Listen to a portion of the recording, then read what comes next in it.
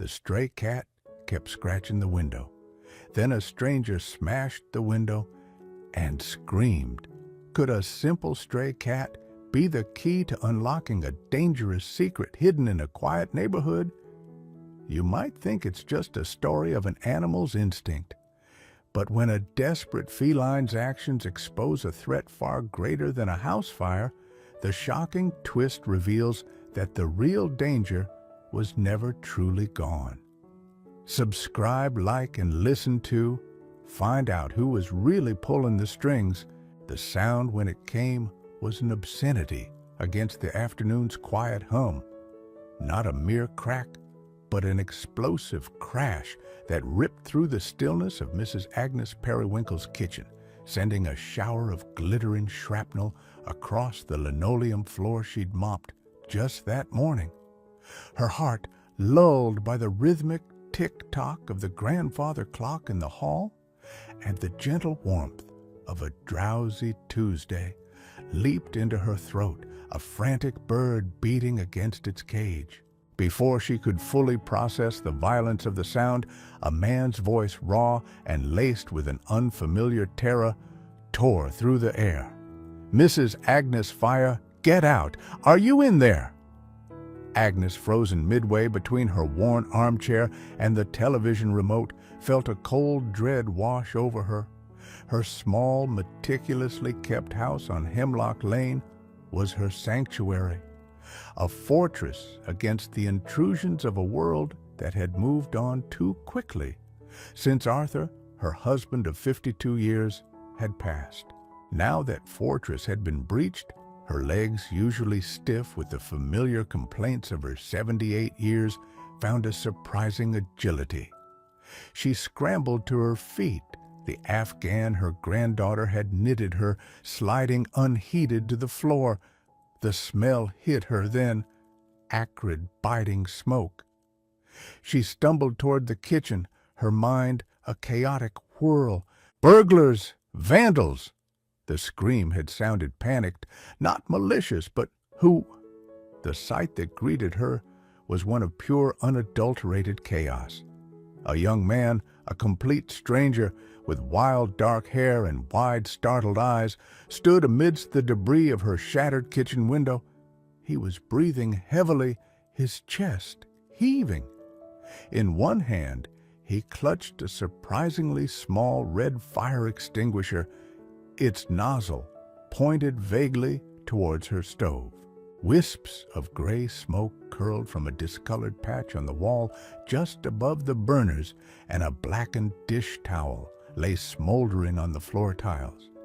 The stranger's head whipped towards her, his expression a mixture of relief and residual panic. He opened his mouth, but no sound came out immediately, just a ragged gasp.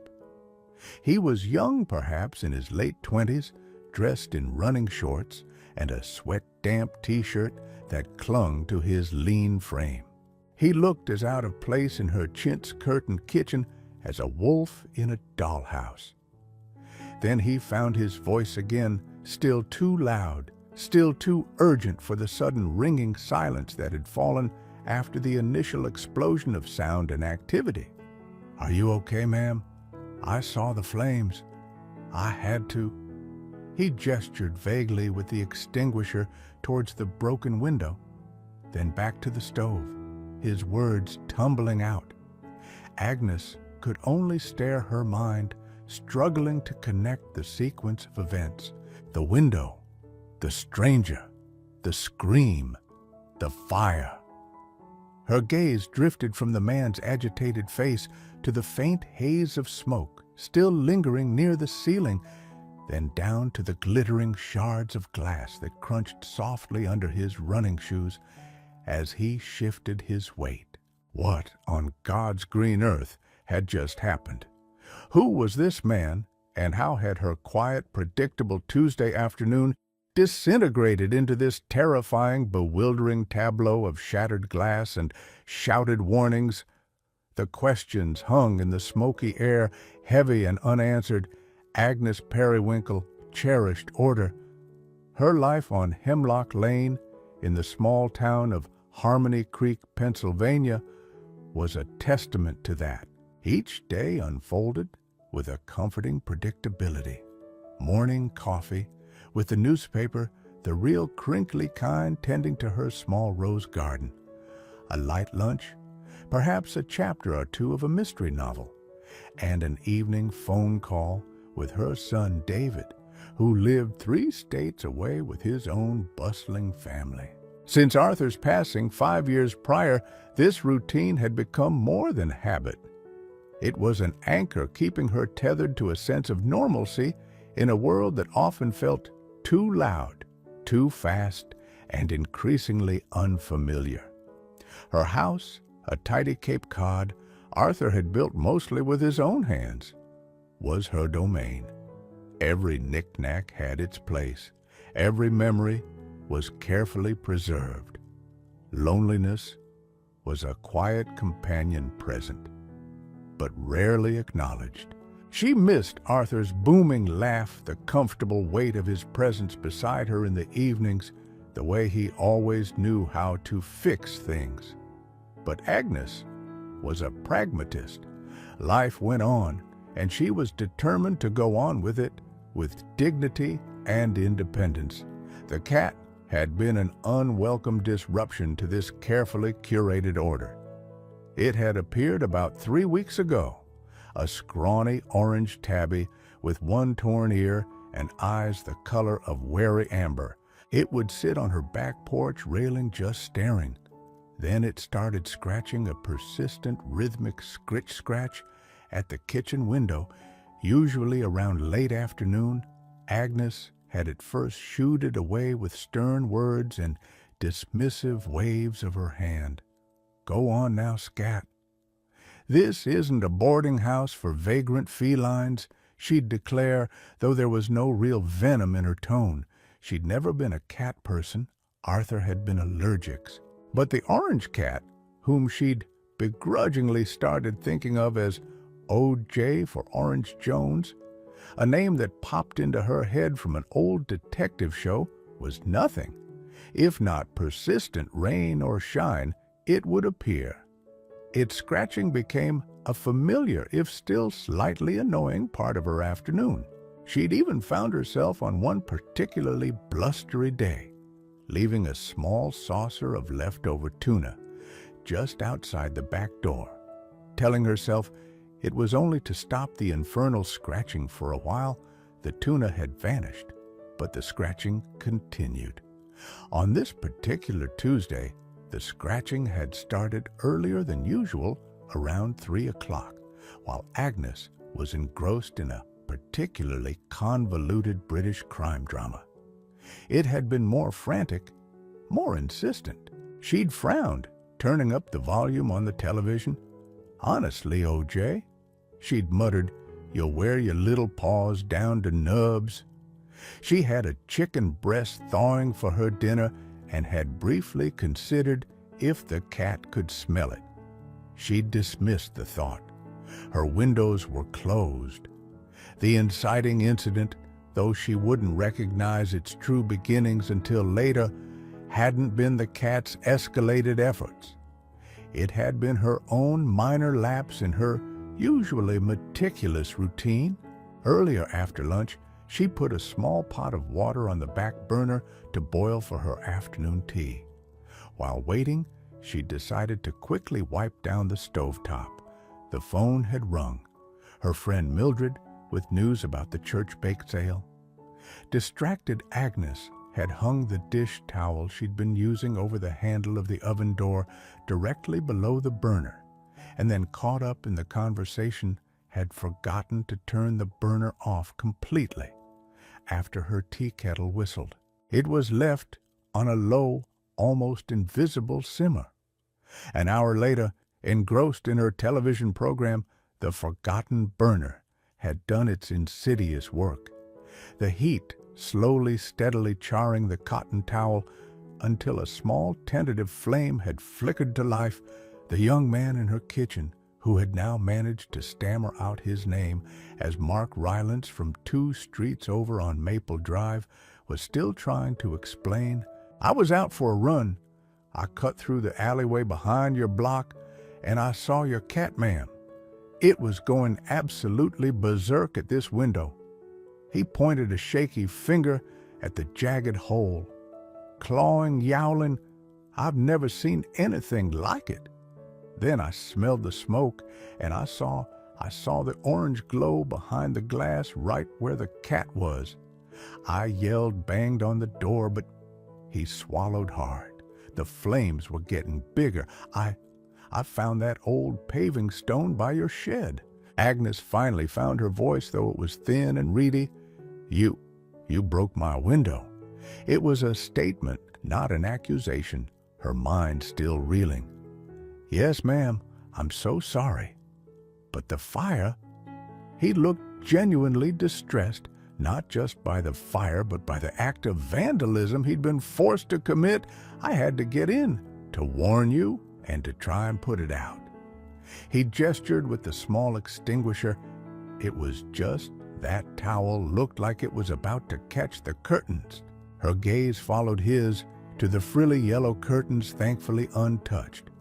The acrid smell was stronger now, a testament to the disaster. Averted OJ. The cat had been trying to tell her, not just begging for food, but sounding an alarm. The thought was staggering. This strange young man, Mark Rylance, hadn't just materialized. He'd been led here in a way by a persistent stray. Agnes looked at the shattered glass, the smoky haze, and the earnest, worried face of the young man who had just violently saved her from a danger she hadn't even known existed. Her carefully ordered world had indeed been breached, but perhaps, just perhaps not by malice. The immediate aftermath was a blur of controlled chaos. Mark, despite his initial panic, proved surprisingly capable.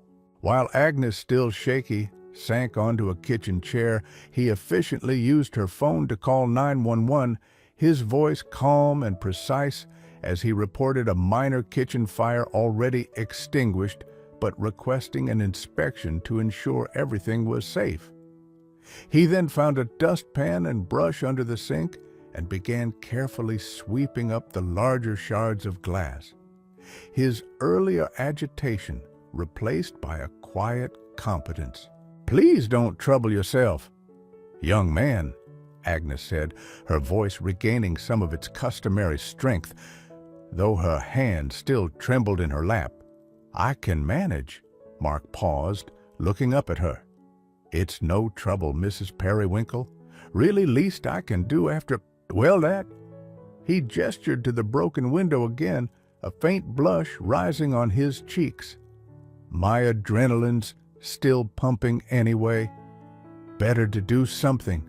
The wail of a siren growing steadily closer announced the arrival of the Harmony Creek Volunteer Fire Department.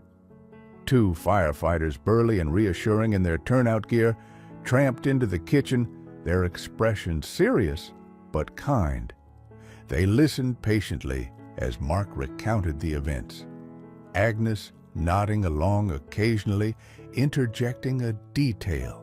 They inspected the stove, the wall, the extractor fan, pronouncing the area secure with a few cautionary words about kitchen safety and the importance of smoke detectors. Hers, thankfully, had just started its belated shrill protest as they'd arrived, its battery clearly needing a change. One of the firefighters, a man with a kind, weathered face named Chief Miller, who knew Agnes from church, patted her shoulder. "You were lucky today. Agnes real lucky that young Mr. Rylance here was passing by and quick on his feet. And that cat of yours? Sounds like quite the hero." Agnes felt a strange pang. He's not actually my cat, Chief. Just a stray. Well, maybe he's looking to apply for the position," Miller said with a gentle smile. As the firefighters left, promising to send someone from town maintenance to board up the window temporarily, Mark lingered. "Mrs. Periwinkle, are you sure you're all right? Do you need me to call your son? Or anyone else?"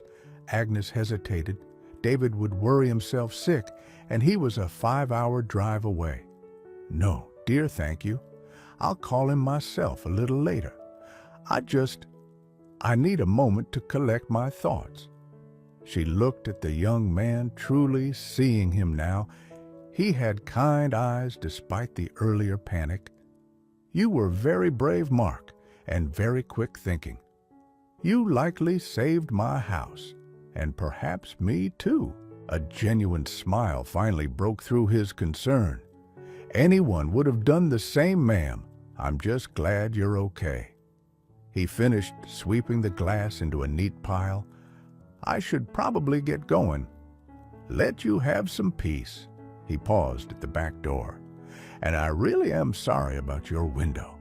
Nonsense, dear boy. Agnes said, a wave of gratitude warming her. A window can be replaced. Some things can't. After Mark left, the silence in the house felt different. Less about peaceful order and more about the echo of recent chaos. Agnes made herself a cup of tea on a different burner, triple-checking it was off afterward, and sat at her kitchen table, staring at the gaping hole where her window had been. The temporary board hammered into place by a cheerful town worker, an hour later, was a stark reminder OJ was nowhere to be seen. Agnes felt a surprising sense of disappointment and a little worry. Had the noise and commotion scared him off for good? She found herself hoping not. Later that evening, when she finally called David, she downplayed the incident. Just a little kitchen mishap, dear. A young man from the neighborhood helped out. Everything's fine, but David, a lawyer with a keen sense for unspoken nuances, wasn't entirely convinced. Mom, are you sure? A kitchen mishap doesn't usually involve a neighbor breaking your window? Maybe it's time we talked again about you moving closer to us, or at least looking into one of those assisted living places with more support. This was an old recurring conversation, one Agnes always resisted. David, I am perfectly capable of living on my own. This was a fluke, and I won't be a burden to you and Susan. You're not a burden. Mom, we worry. That's all. His voice was laced with genuine concern, but also a familiar edge of frustration. Just promise me you'll get a new smoke detector tomorrow. And maybe think about what I said. Agnes promised, though. She had no intention of thinking about moving. Harmony Creek was her home. The next few days were a series of minor complications. Getting the window replaced involved multiple calls to insurance and glaziers. Neighbors, hearing snippets of the story, dropped by with well-meaning but sometimes intrusive questions. Mrs. Henderson from across the street even suggested Agnes had been targeted by the young man, perhaps a misguided attempt to play hero for some nefarious future purpose, a suggestion Agnes dismissed irritably. She found herself defending Mark Rylance, a man she barely knew. Mark himself reappeared 2 days later, not at her door, but in her back garden. Agnes was deadheading her roses when she saw him near the alleyway peering towards her house. He looked hesitant. When he saw her, he offered a small, almost shy wave. Agnes, surprising herself, waved back and called out, "Mark, dear, good morning." He approached the low fence that separated her yard from the alley. "Morning, Mrs. Periwinkle. I was just, checking if you needed anything. With the window and all, the new pane is being installed tomorrow." "Thank you," Agnes said. Would you care for a glass of iced tea? It's rather warm." The invitation was out before she consciously decided to make it. Mark looked surprised, then pleased. "I'd like that very much, ma'am. Thank you." They sat on her small shaded porch, sipping tea. Agnes learned that Mark was a freelance graphic designer who worked from home, hence his afternoon run. He'd moved to Harmony Creek 6 months ago with his wife Sarah, a nurse at the county hospital, seeking a quieter life than the city they'd left behind. He was quiet, polite, and seemed genuinely concerned for her well-being. He also mentioned with a chuckle that his wife had called him a menace to society for breaking a window, even if it was for a good reason. As he was leaving, Agnes finally asked Mark, "Have you seen OJ, the orange cat?" Mark's brow furrowed. "You know I haven't. I saw him tear off like a shot after Well, I hope he's okay. He was really something the way he was carrying on at that window." A knot of worry tightened in Agnes's chest. The cat, who had by all accounts saved her, was missing. The order of her life had been disrupted, yes, but now a new unexpected thread of concern had woven itself into the fabric of her days, the fate of a stray orange tabby. She realized with a jolt that she desperately wanted him to come back, the hero of the hour. The small furry alarm system had vanished, and his absence left a void she hadn't anticipated. And the young man, who'd been the other half of her rescue, Mark, was becoming a tentative, unexpected presence in her solitary life. The stakes were no longer just about a broken window or a minor fire. They were about lost saviors and nascent connections. A week passed. The new kitchen window, gleaming and pristine, was a testament to normalcy restored, yet Agnes found little comfort in it. The silence from OJ was profound. Each afternoon she'd find herself glancing towards the back porch, a small, hopeful anticipation fluttering in her chest, only to be met with emptiness. She even took to leaving out a small bowl of fresh water and a few cat treats she'd bought on a whim during her grocery run, just in case she told herself feeling faintly ridiculous. Her conversations with David remained strained. He brought up the idea of her moving almost daily, his concern manifesting as a persistent, gentle pressure that Agnes found increasingly suffocating. "Mom, it's just not safe for you there alone anymore. What if something worse had happened? What if that young man hadn't been there, but he was there?"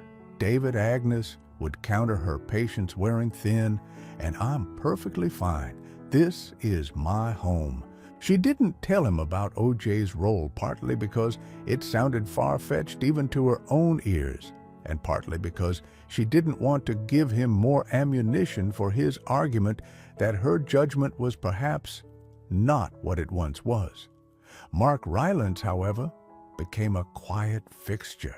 He'd wave if he saw her in the garden during his runs, and twice he'd stopped by with small offerings: a bag of ripe tomatoes from his own fledgling vegetable patch, a particularly interesting article he'd read about rose cultivation.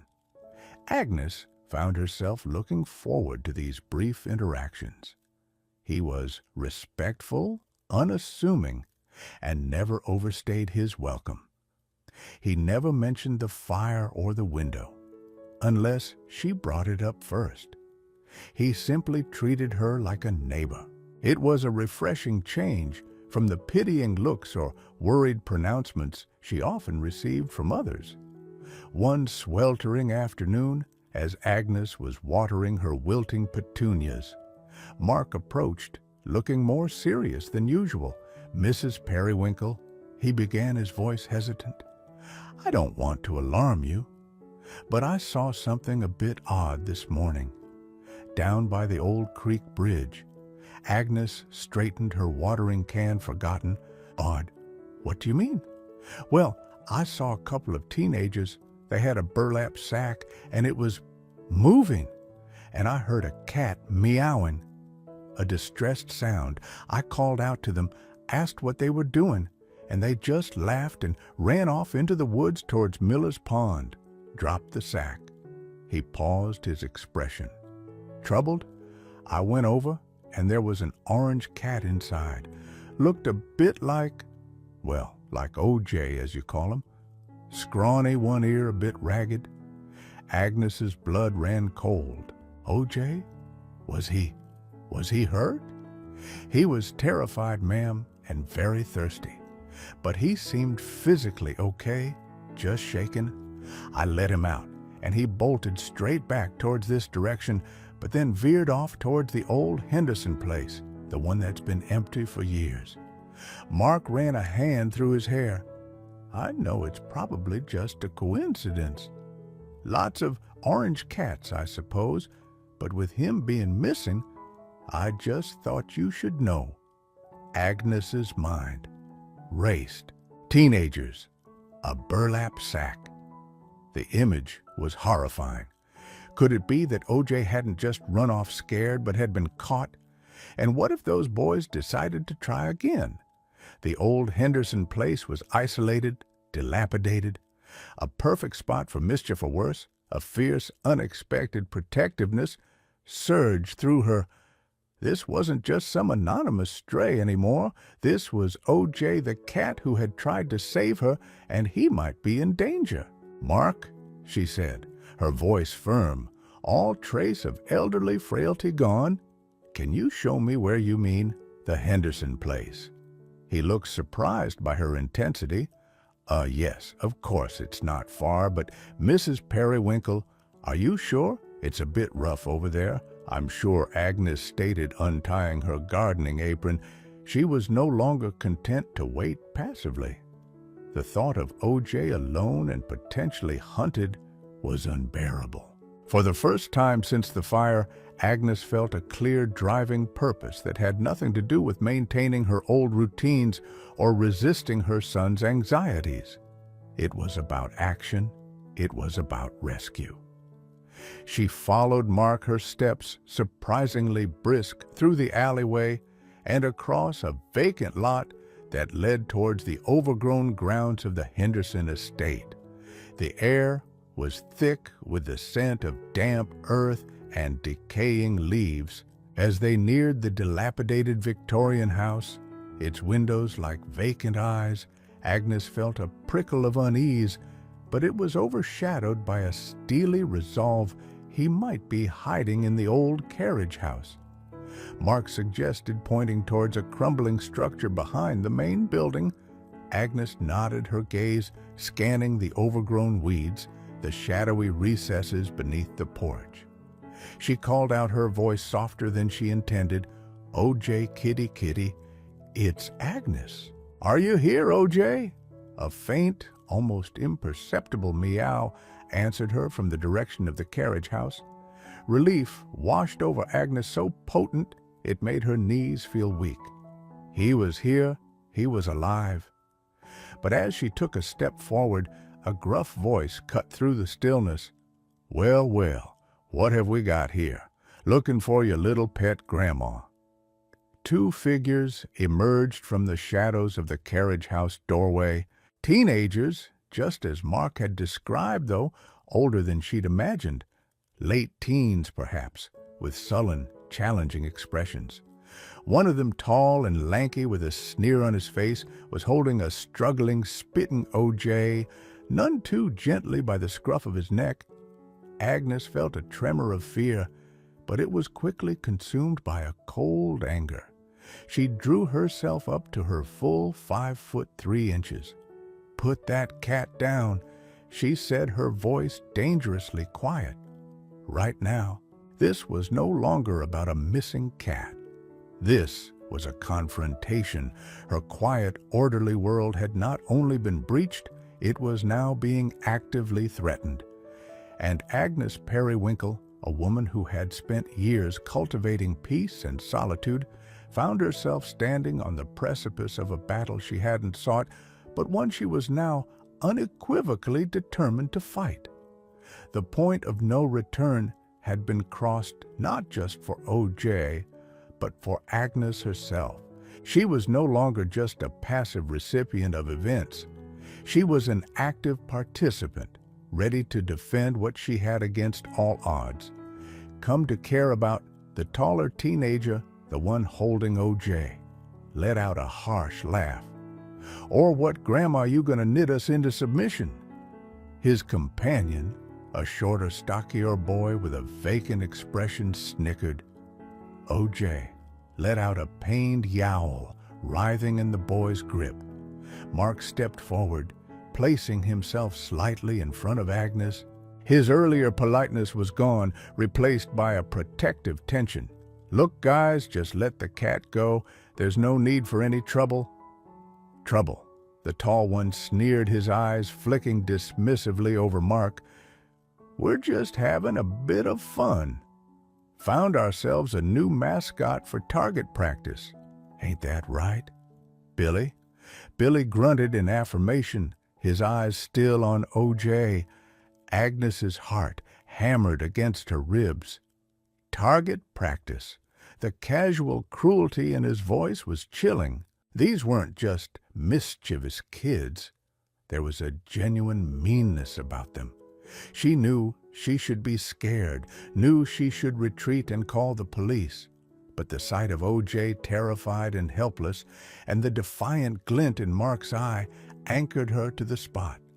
That cat belongs with me, Agnes said, her voice surprisingly steady despite the tremor in her hands. He's a brave little creature, and he doesn't deserve to be tormented by bullies like you. The tall teen raised an eyebrow. Brave? It's a scrawny stray lady, and who are you calling bullies? He took a menacing step forward. OJ hissed, claws extended, but the boy just tightened his grip, eliciting another pained cry. Let him go. Mark repeated, his voice lower, now harder. This is your last chance to just walk away. Though he was outnumbered and unarmed, there was a wiry strength about him, a coiled readiness that hadn't been apparent before. Agnes remembered he'd moved a paving stone and broken a window with little hesitation.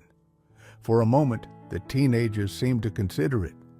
Billy shifted uncomfortably, glancing at his companion, but the taller one's ego, it seemed, wouldn't allow a retreat. Make us? He challenged, a smirk playing on his lips. He gave OJ a vicious shake. That was it for Agnes. All thoughts of personal safety evaporated. You stop that. You're hurting him, she cried, taking an impulsive step forward. It happened quickly. As Agnes moved, she stumbled slightly on an exposed tree root.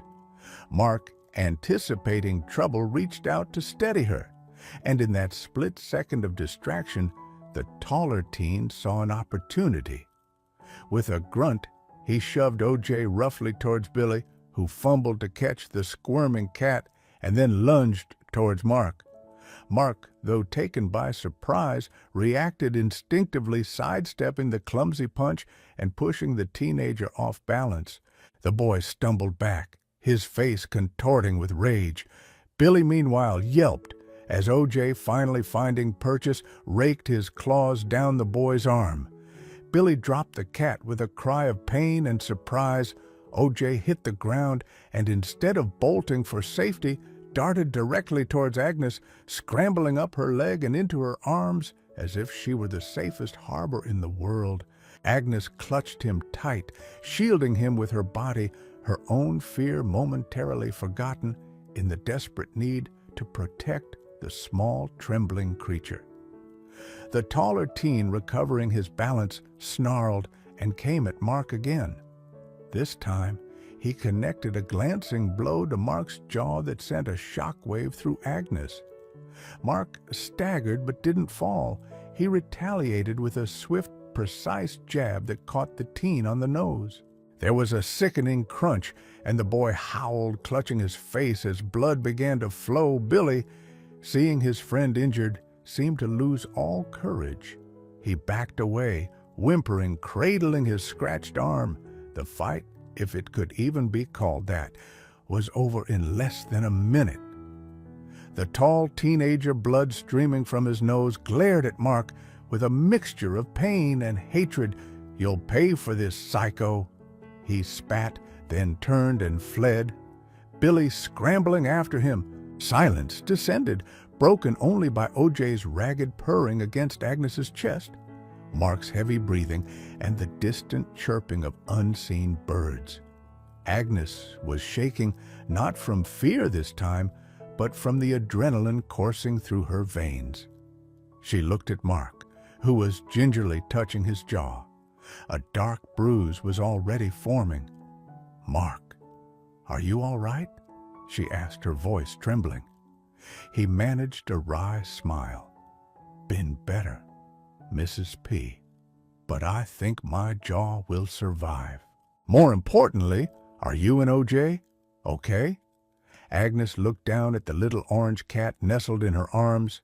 He was still trembling, but his amber eyes were fixed on her face with an expression of what looked remarkably like trust. We're fine, Mark, thanks to you." She stroked OJ's head, her fingers sinking into his surprisingly soft fur. "You were incredibly brave. So were you." "Mark," said, his gaze genuine, standing up to them like that. They made their way back to Agnes's house, a strange trio, an elderly woman clutching a rescued cat and a young man nursing a bruised jaw. The victory felt hollow, overshadowed by the ugliness of the encounter and the lingering threat in the teenager's parting words. That evening, Agnes felt a profound weariness, a dark night of the soul descending. The encounter had shaken her more deeply than the fire. The fire had been an accident, impersonal. This had been deliberate cruelty, a glimpse into a darkness she hadn't wanted to acknowledge. She called David, her voice still unsteady, and this time she told him everything: the fire, OJ's role, Mark's intervention, and the terrifying incident with the teenagers. David was silent for a long moment after she finished. Then his voice tight, with controlled anger and fear. He said, "Mom, that's it. I'm driving down tomorrow.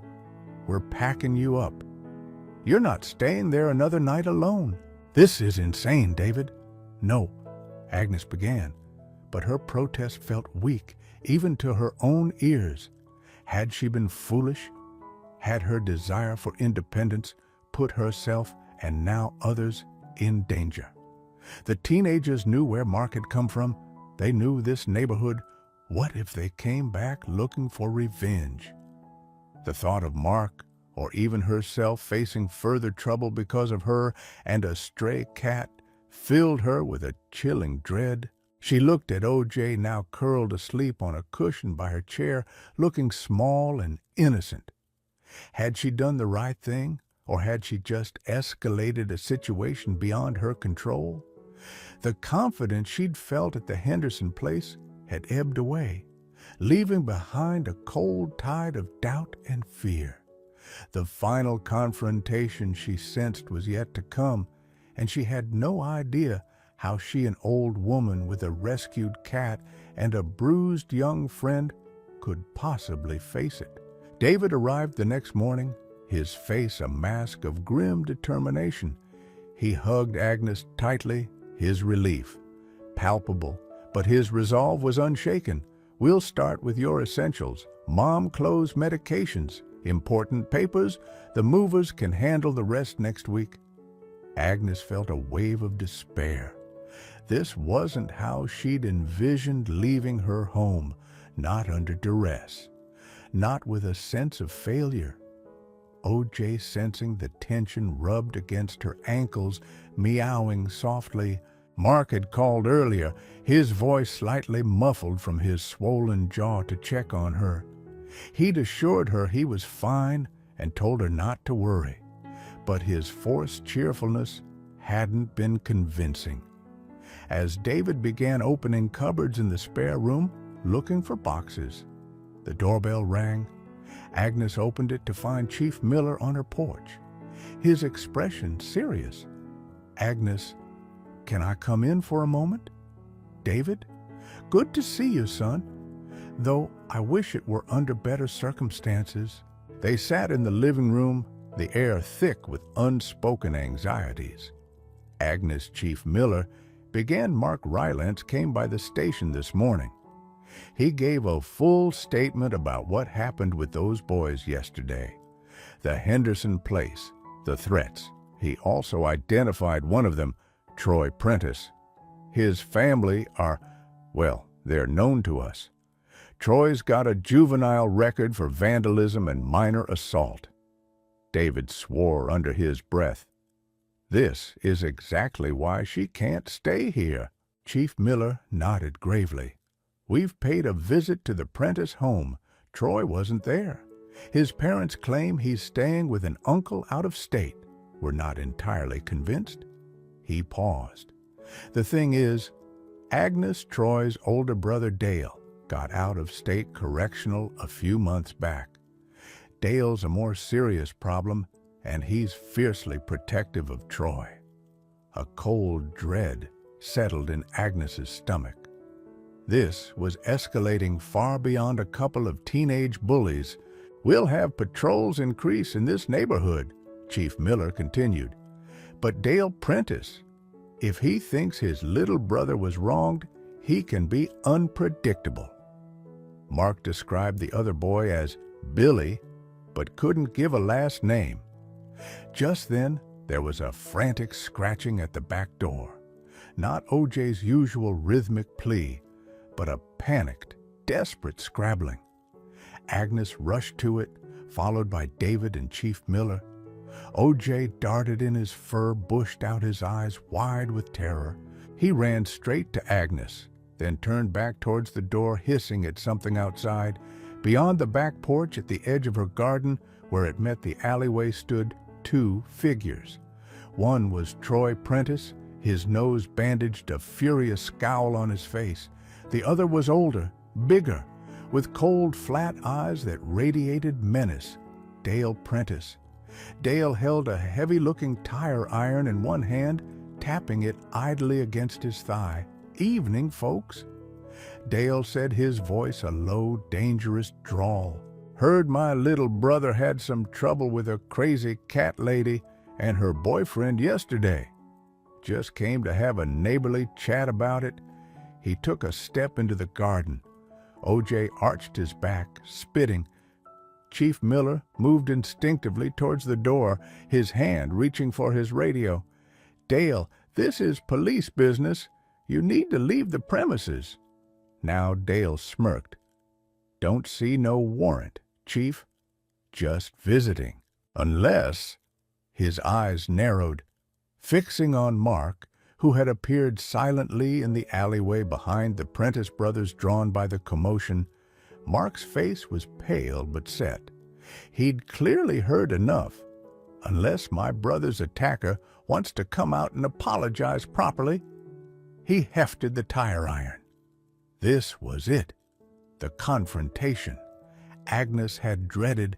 David moved to stand in front of her, shielding her.